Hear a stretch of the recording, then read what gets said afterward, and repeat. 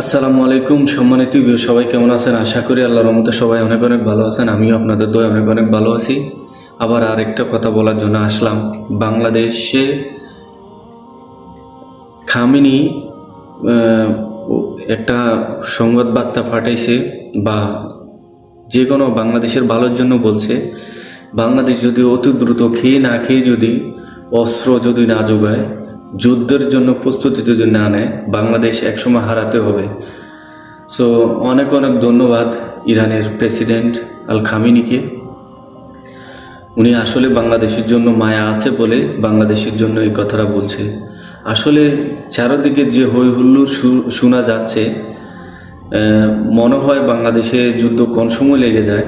তো আমরা সবাই চেষ্টা করব, বাংলাদেশ সরকারের প্রতি একটা অনুরোধ থাকবে, চেষ্টা করুন বাংলাদেশটাকে রক্ষা করার জন্য, চাই না খেয়ে হোক।